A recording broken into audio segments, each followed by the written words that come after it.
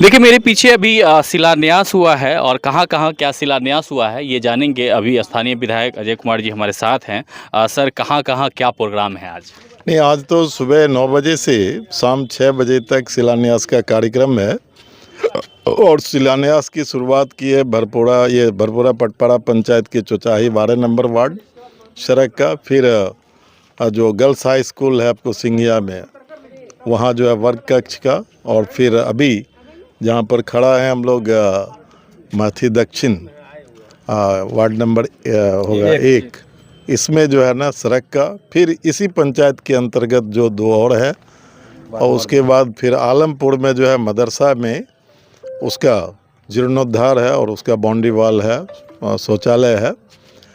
और उसके बाद फिर जो है आपको शाम में मेरे ख्याल से आखिरी कार्यक्रम होगा, वो होगा सैदपुर में, विभूतिपुर चौड़ा पंचायत के सैदपुर में। वहाँ पर यात्री पड़ाव का जो है वो शिलान्यास होगा। और फिर लगातार अभी जो है मेरे एक एमएलए का जो अपना है मुख्यमंत्री क्षेत्र विकास योजना से, इसके अलावे भी कोई हमारे ख्याल से 12 और बचा हुआ है जिसका शिलान्यास करना है। और इसके साथ ही जो दूसरे विभाग से काम होना है वो ग्रामीण कार्य विभाग से, तो मैं पहले भी बताया था 112 रोड बन रही है। और उसमें जो है ना शिलान्यास के बोर्ड लगभग ऑलमोस्ट सब जगह लगे हुए हैं, लेकिन वो अब कितना कर पाएंगे, लेकिन बोर्ड तो लगी है।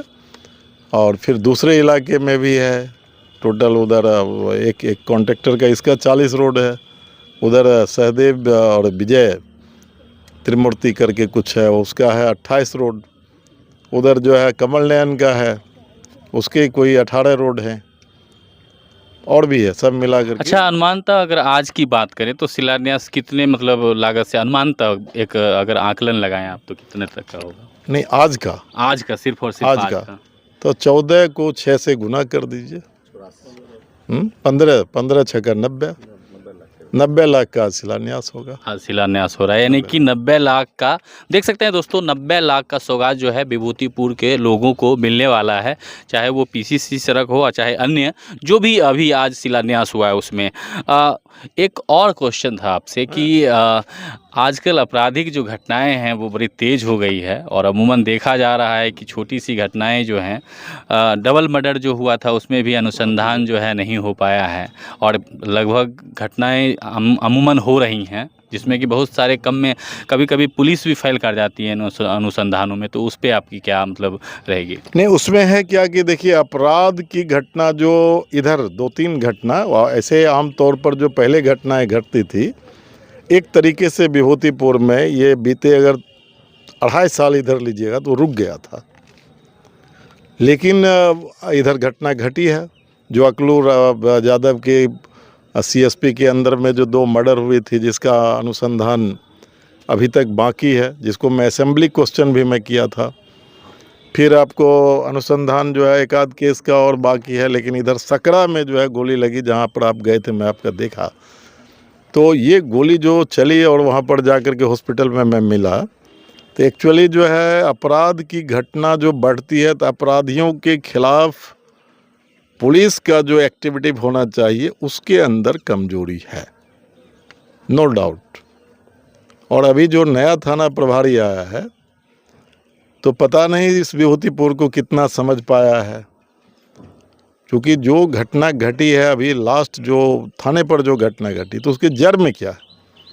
उसके जड़ में एक केस जो है 319 नंबर केस किया, जो टोटली फॉल्स केस है।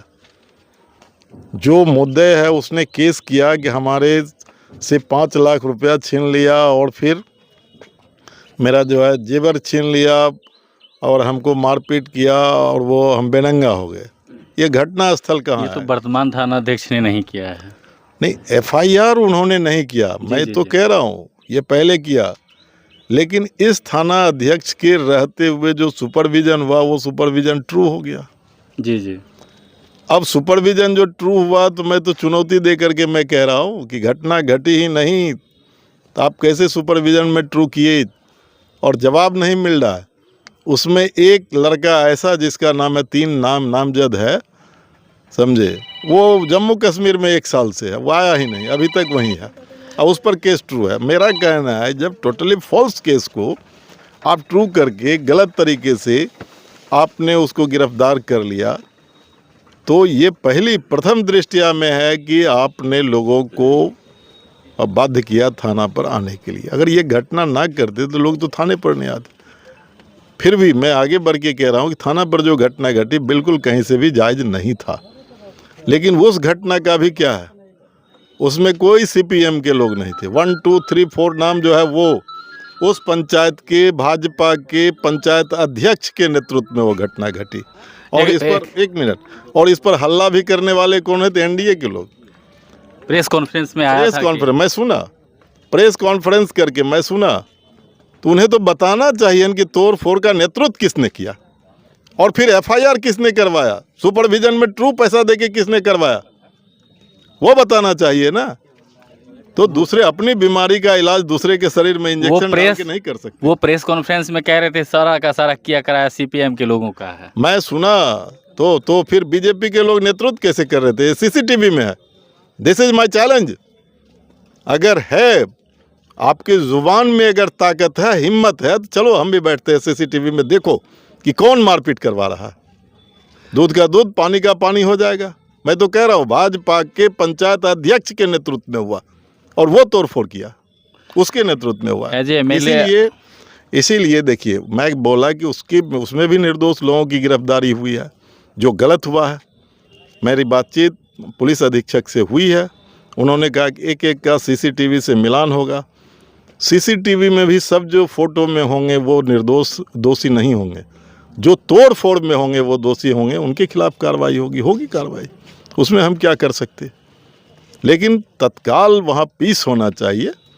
और उसमें जान लीजिए कि एक बात हम आपको बता देते हैं, आग लगती है तो कुत्ता नहीं जलता है, कुत्ता का काम है भाग जाना।